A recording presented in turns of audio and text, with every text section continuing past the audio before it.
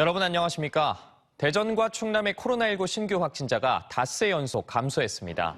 방역 당국에 따르면 대전 지역의 코로나19 신규 확진자는 오늘 0시 기준 2,297명으로 사흘 연속 2,000명대를 유지하며 지난 18일 이후 닷새 연속 감소세가 이어졌습니다.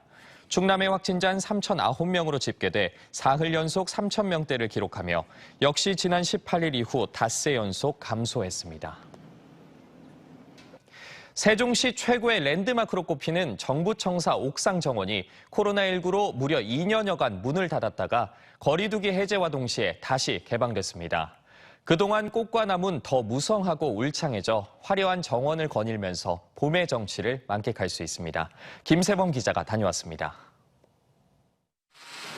용의 몸통처럼 길게 이어진 세종 정부청사. 회색빛 콘크리트 건물 그 꼭대기엔 다른 세상이 펼쳐집니다. 흰색과 붉은색으로 치장한 봄의 전령 영산홍은 물감을 풀어놓은 듯 화려함을 자랑합니다.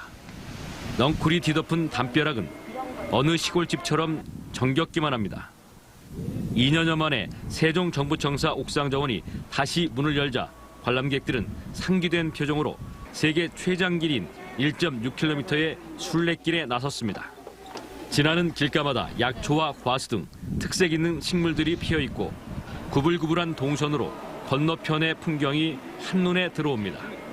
봄나들이에 나선 가족들은 사진을 찍으며 더할 나위 없는 추억을 만듭니다. 생각보다 엄청 크고요. 그리고 지금 이쁘게 꽃도 많이 피어 있고 규모에 일단 엄청 놀랐습니다. 그리고 시설이 엄청 잘 돼 있어서 깔끔하고 좀 감탄스럽습니다. 세종 정부청사 옥상 정원은 이번 달까지는 평일 하루 5회에 걸쳐 개방을 하며 인터넷으로 선착순 접수를 받습니다. 또 다음 달부터는 주말도 문을 열고 개방 횟수도 늘려 코로나 이전 수준으로 운영합니다. 세종청사 옥상 정원은 더 확대된 규모로 가을에 선을 보입니다. 1동에서 6동까지만 조성된 정원을 9동에서 15동까지 연장해 총 길이는 2km가 늘어난 3.6km로 옥상 정원 세계 최장 길이를 스스로 경신합니다. 2단계 구간은 정원 컨셉인 1단계와 차별화해 나무 위주로 식재해 숲속길로 만들 계획입니다. 9동부터 15동까지도 추가 재정비 사업을 시행하여 더 많은 녹색 서비스를 입주 공무원 및 방문객들에게 제공하도록 하겠습니다. 개장 8년째인 세종 정부청사 옥상 정원은 다양한 식물을 더 심어 풍성한 모습과 함께 길이도 더 늘어나 세종의 랜드마크로서의 명성을 확실히 하게 됐습니다. TJB 김세범입니다. 대전시가 오는 12월 말 문을 여는 공공어린이 재활병원의 이름에서 100억 원을 기부한 넥슨 재단을 뺀 조례안을 마련하고 시민 의견 수렴 절차에 들어갔습니다. 조례안에 따르면 병원 이름은 대전 충남권 공공어린이 재활병원으로 정하고 병원장을 포함한 11명 이하의 병원 운영위원회 구성, 진료 대상, 수가 등의 내용을 담고 있습니다. 대전시는 당초 넥슨 재단과의 협약엔 병원 이름을 대전 충남 넥슨 어린이 재활병원으로 했으나 공공성 훼손 우려에 따른 수정 요구를 넥슨 재단이 대부분 수용했다며 최대한 빠른 시일 내 합의를 이룬 뒤 개원을 준비하겠다고 밝혔습니다. 수억 원대의 직원 상조 회비 등을 빼돌려 가상화폐에 투자한 40대 회사원이 실형을 받았습니다. 대전지법 형사 12부는 외국계 법인 자회사 직원 43살 A씨에 대해 업무상 횡령 등의 혐의로 징역 2년을 선고했습니다.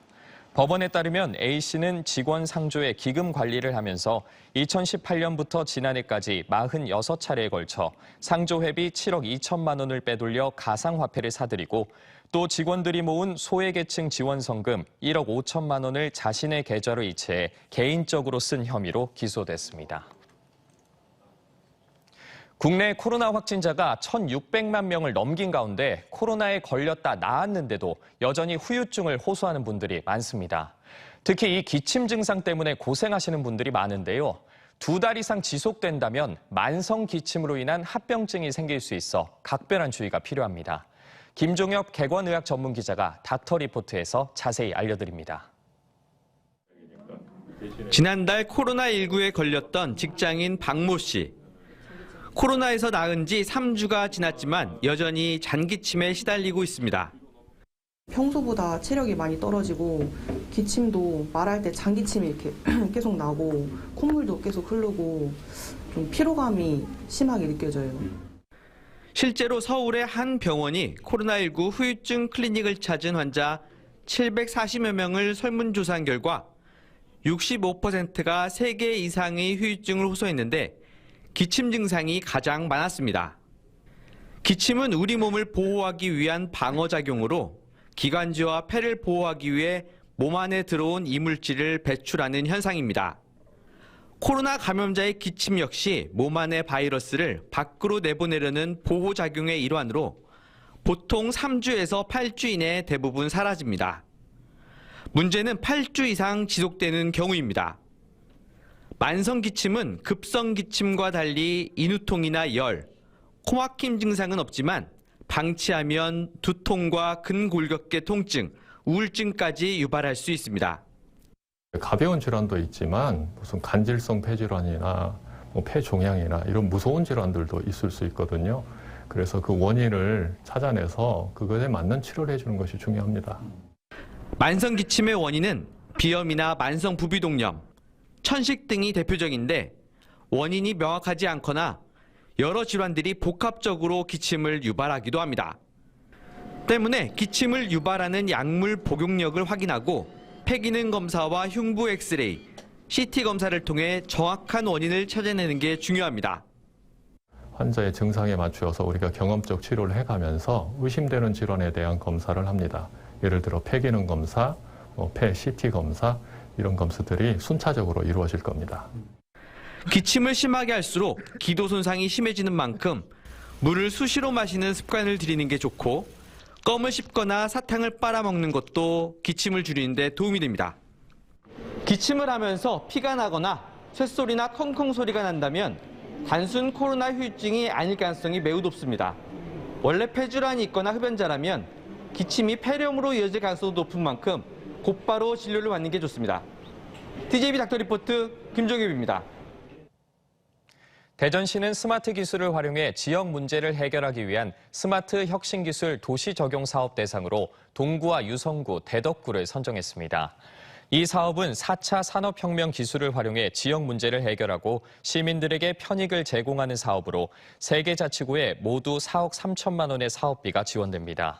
동구는 AI 스피커와 사물 인터넷 기기를 활용한 돌봄 서비스, 유성군 1인 가구가 밀집한 취약 지역의 시인성을 높인 디지털 안심거리 조성, 대덕군 독거노인 대상 고독사 예방을 위한 모바일 안심케어 체계를 구축합니다.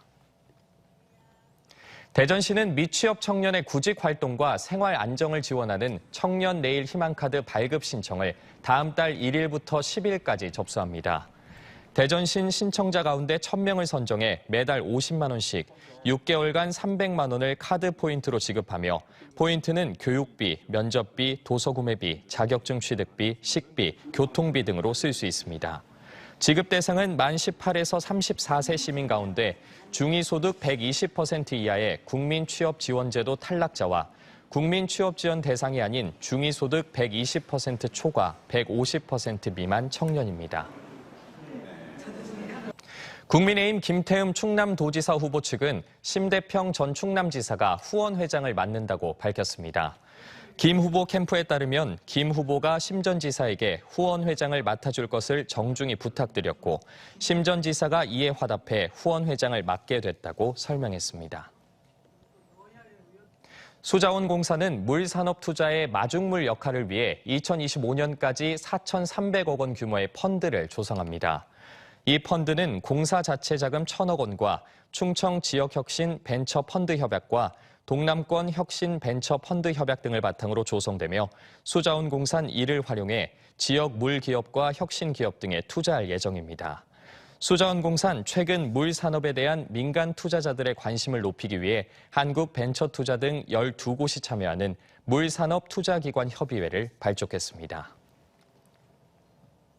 충남자치경찰위원회는 충남경찰청, 삼성교통안전문화연구소와 업무 협약을 체결하고 안전한 교통문화 정착과 교통사고 감축을 위한 정책 개발에 나서기로 했습니다.